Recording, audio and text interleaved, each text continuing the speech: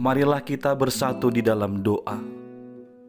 Damai sejahtera Allah yang melampaui segala akal, itulah kiranya yang memelihara hati dan pikiranmu di dalam Kristus Yesus Tuhan kita.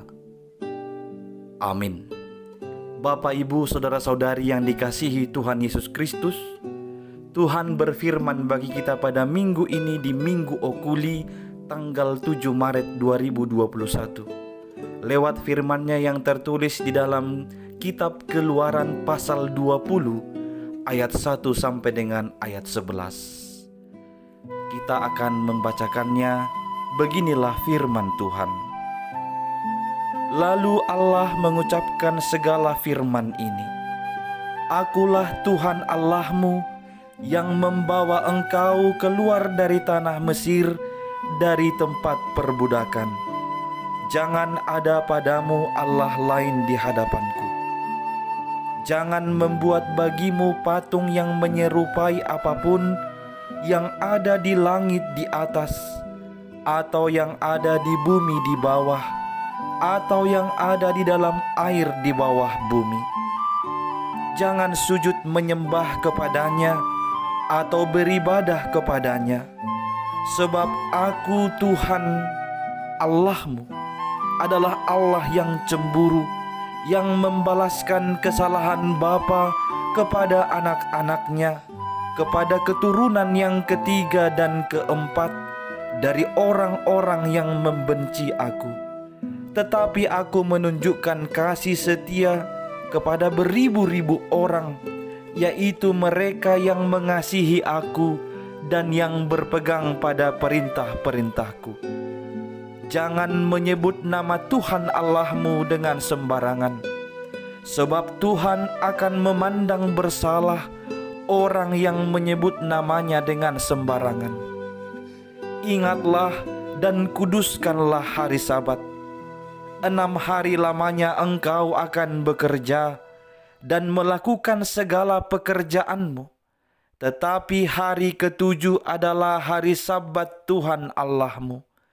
Maka jangan melakukan sesuatu pekerjaan, engkau atau anakmu laki-laki atau anakmu perempuan, atau hambamu laki-laki atau hambamu perempuan, atau hewanmu, atau orang asing yang di tempat kediamanmu.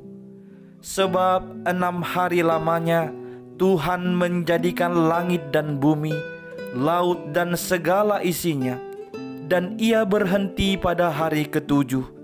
Itulah sebabnya Tuhan memberkati hari Sabat dan menguduskannya.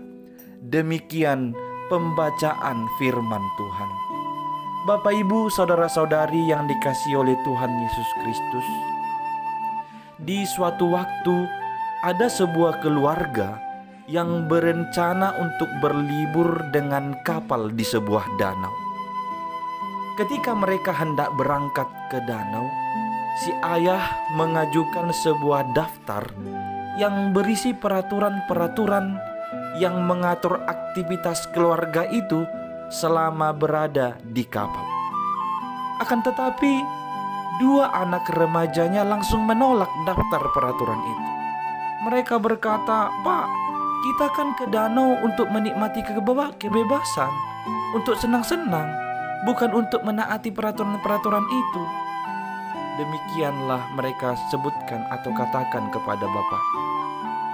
Setelah si ayah dan si ibu mempertimbangkan dengan masak-masak, akhirnya mereka berkata, "Baiklah, tidak ada peraturan lagi. Kami mempersilahkan kalian berbuat sesuka hati." Segera setelah keluarga itu naik ke kapal, akhirnya masalah demi masalah pun mulai muncul. Pertama, dari anak si bungsu. Dia melihat tasnya tidak ada pakaian renang. Hanya dia mulai kecewa. "Bagaimana ini, Mak? Bagaimana ini, Pak? Kita mau wisata ke danau, masa aku gak berenang? Gak ada pakaian renangku?" Kemudian si ibu menjelaskan, "Nak, di daftar peraturan itu sebenarnya itu menjadi tugas ibu. Memeriksa semua tas, semua perlengkapan sudah lengkap. Tapi karena peraturan itu sudah dibatalkan, ya ibu tidak usah repot-repot. Kemudian anak yang paling besar menyadari bahwa kapal mereka mulai kehabisan bahan bakar. Sedangkan dia cari-cari tidak ada cadangan lagi. Kemudian dia berkata kepada bapaknya, "Pak, habis bahan bakar kita, Pak. Gimana ini?" Kemudian si bapak menjawab, "Nak, dalam peraturan sebelumnya itu sebenarnya tugas ayah, tugas bapak. Tapi peraturan kan sudah dibatalkan. Ya bapak gak mau dong capek-capek lagi mengurusin itu."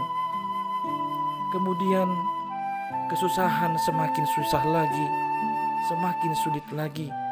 Ketika mereka mau makan, anak-anak itu melihat tidak ada makanan sedikit pun. Akhirnya mereka menemui bapaknya dan ibunya. "Pak, Mak." Padahal itu bapak dan mamanya pas baru selesai menyantap makanan kecil. Mereka menjawab, mereka bertanya kepada bapak sama mamanya, "Mak, Pak, makanan kita nggak ada."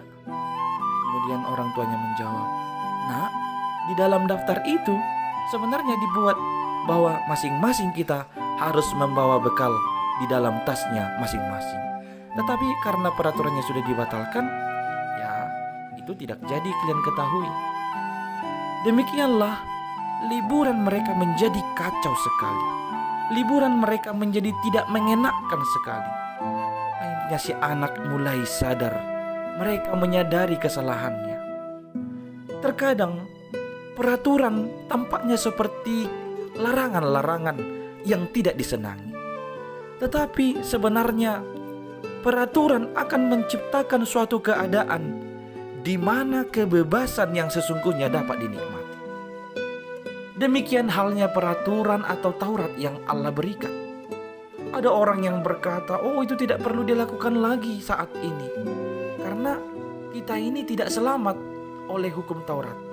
Kita selamat hanya oleh belas kasihan dari Tuhan Allah melalui anaknya Yesus Kristus."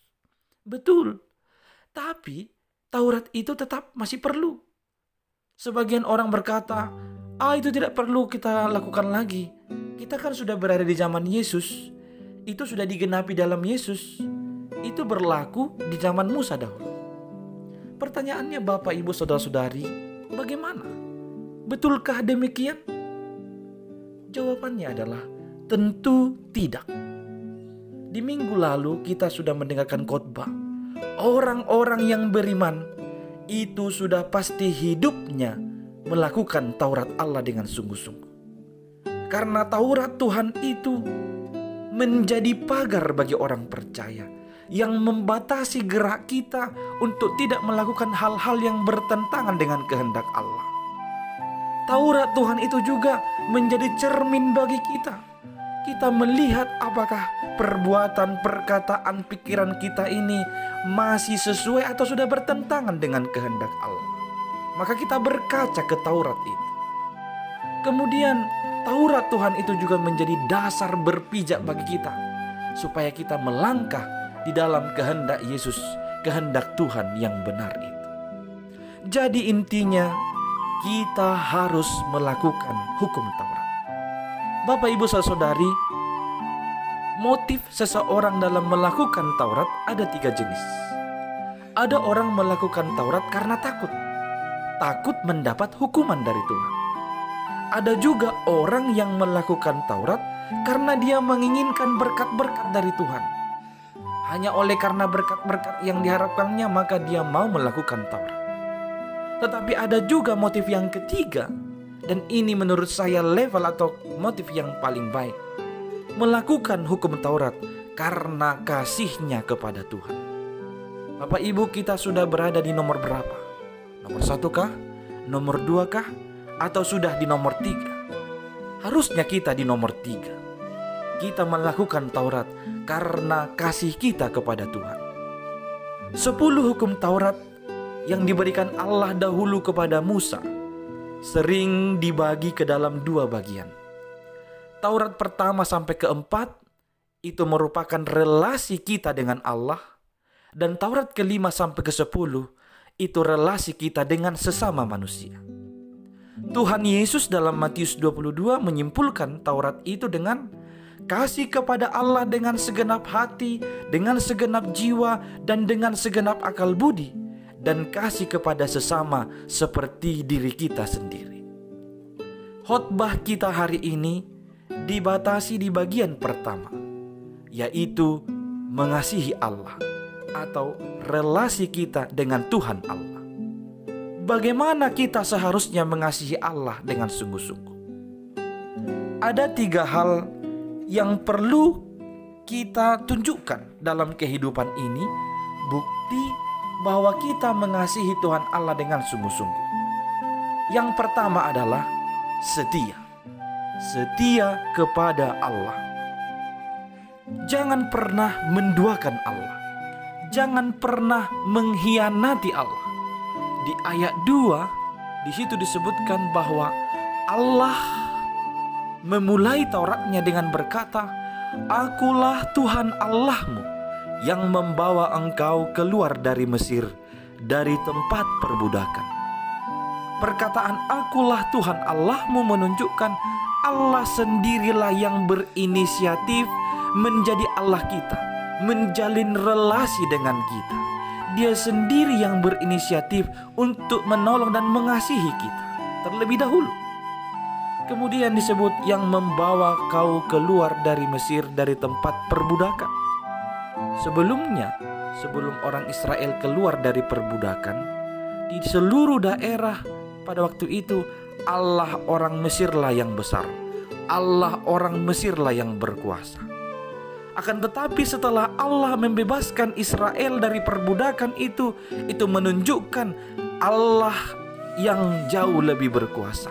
Tuhan Allah lah yang paling berkuasa dari semua Allah. Itu sebabnya hanya Dia, tidak ada Allah lain, bahkan tidak boleh ada Allah lain. Di sana disebutkan jangan menyembah Allah lain, dengan mempercayai patung-patung, mempercayai benda-benda jimat, mengantongi benda-benda jimat, atau dan lain sebagainya yang menyerupai itu. Jangan menduakan Allah. Orang-orang yang mendua hati itu tidak tenang dalam hidupnya. Orang-orang yang berkhianat itu tidak tenang dalam hidupnya. Contohnya Yudas yang mengkhianati Yesus. Hidupnya tidak tenang setelah pengkhianatan itu sampai dia bunuh diri. Maka hiduplah berpusat kepada Tuhan. Hiduplah fokus hanya kepada Tuhan. Karena disebutkan Dia adalah Allah yang pencemburu. Dia adalah Allah yang akan marah, yang membalaskan kesalahan bapa kepada keturunannya yang ketiga dan keempat.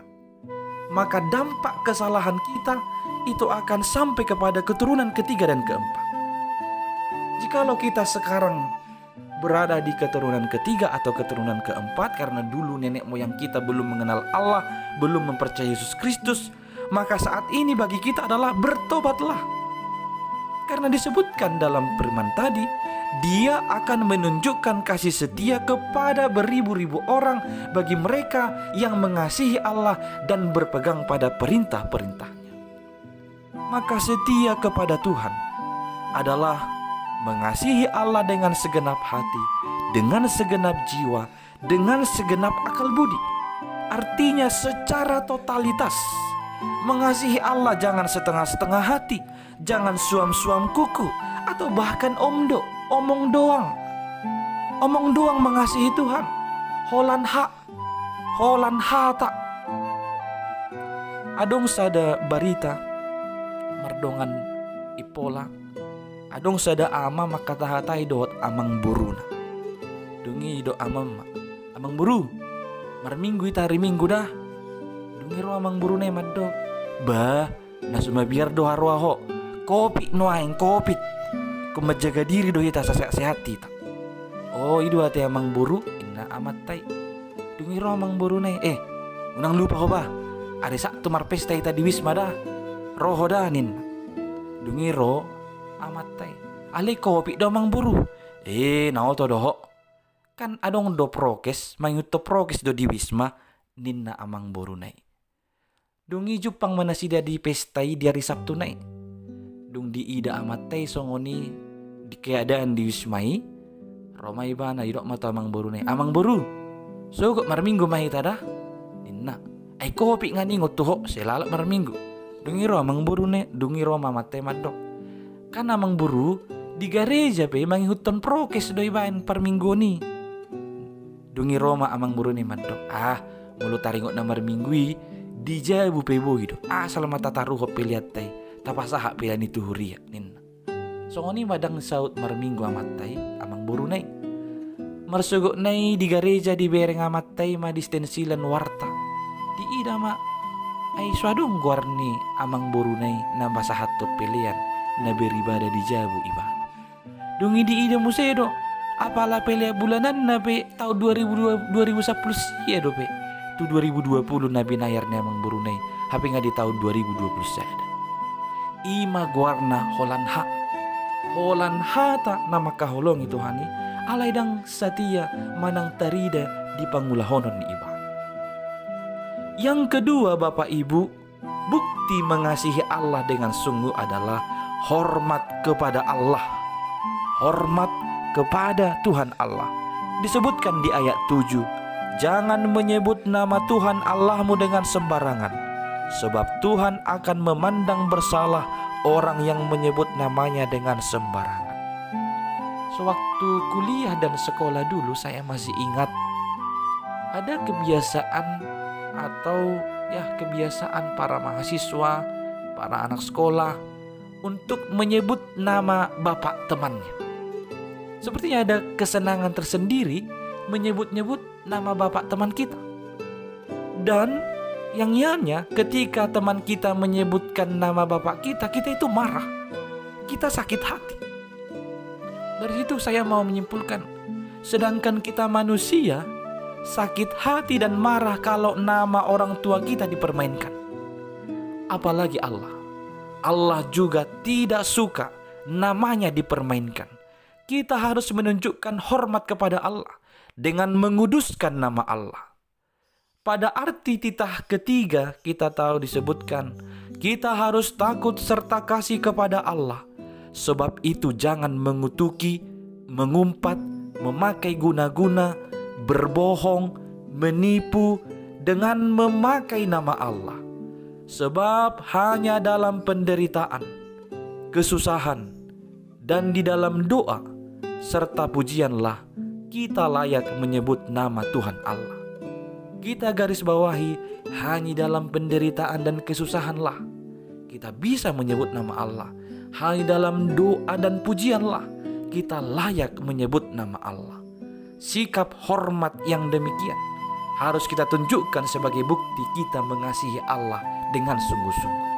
Ketika kita mampu menghormati dan menguduskan nama Allah, itu sama halnya kita mampu menghargai dan menganggap kudus Allah. Yang ketiga, ini yang terakhir. Bukti mengasihi Tuhan Allah dengan sungguh adalah taat kepada Allah. Di ayat 8-11 adalah perintah untuk mengingat dan menguduskan hari Sabat. Mengingat dan menguduskan hari Sabat atau sekarang kita pahami untuk menjadi hari Minggu, itu adalah perintah yang mengatur kita supaya menghususkan hari Minggu untuk mengingat semua perbuatan Allah dalam kehidupan kita. Secara sederhana, dalam hari Minggu itu kita mengingat semua perbuatan Allah mulai dari hari Senin sampai hari Sabtunya. Apa yang telah Tuhan perbuat, apa yang Tuhan telah tolong dalam kehidupan kita pribadi lepas pribadi. Maka kita harus memberi diri kepada Tuhan pada hari itu. Tuhan meminta hanya 1 hari dari 7 hari yang diberikannya kepada kita. Maka jangan pernah menganggap rendah akan hal itu. Jangan pernah menganggap rendah akan ajaran dan firman Allah. Hendaklah kita menghormati, hendaklah kita tekun mendengar dan mempelajari firman-Nya itu. Bapak, Ibu, saudara-saudari yang terkasih, kita harus benar-benar menghargai dan memberi diri kepada Tuhan pada hari Sabat atau pada hari Minggu itu. Kita harus menaati itu. Ada berita pelayanan misionaris dulu di Toba. Didok ditiki pakubasion ni misionarisi di Toba. Ai di hari Minggui olo do somal halak Kristen, halak Batak Kristen, saya majomureme hari Minggu, gabedang lau tu gereja. Di sada minggu, lewat misionarisi naing borhak tu gereja, sia jolo ni jabu ni sahalak ina, natongon paherbang tedda pajomuran, naning majomur maraiban. Dungi Roma misionarisi madok, beta inang jolo tu gereja mahita, mula sianian no bajomurinang. Dungi roi nate madok, olo amang moleate mak, hamu majolo lau, bicela sarion, ninna inatai, diulah ya mate satoki penangan no dung sai gereja, uduti muse. Roma inai madok, hamu maju amang, anu nati boha makulu mari dung mula sa gereja. Dungi lau ma misionarisi, diuduti ma saha tu gereja. Inatai pe diuduti ma, di parara ama emenai margoni-goni, dungi denggam ma diauri mana, dung sai diauri mana, mauas ma dihilala, neng membuat tes mai bana tu jauh, lao mai nate tu jauh membuat tes na, ditikina membuat tes na ibana, naso pamotuan ibana adong dua horbo na merdugu siarura, saha tu huta, saha tu julu jauh ni natai, meradu didugu dot emena dia laman nai. Masa bursude emei siatikari dungi diberengin natai mai dung luar sejauh mengadungi mai natai mengadungi matrasa dari mana Tuhan ngasalah aunin narohan mulai siani gabedang diargahon gabedang olo be ibana tutu laho maswadahon ari Minggu gabe olo mai ibana tutu mangargahon ari Minggu amanginang unang mapola jolo masa nian sisongoni. 1 hari dari 7 hari itu benar-benarlah kita pakai untuk beribadah kepada Tuhan. Itu perintahnya, taatilah. Akhirnya, kasihilah Tuhan Allahmu dengan segenap hatimu, dengan segenap jiwamu, dan dengan segenap akal budimu. Tunjukkanlah kasihmu yang sungguh-sungguh itu dengan hidup setia, hormat, dan taat hanya kepada Tuhan. Tuhan telah berjanji, aku menunjukkan kasih setia kepada beribu-ribu orang, yaitu mereka yang mengasihi aku dan yang berpegang pada perintah-perintahku. Amin. Kita berdoa. Terima kasih atas firman-Mu ya Tuhan. Bimbinglah kami untuk benar-benar mengasihi Engkau dengan sungguh-sungguh.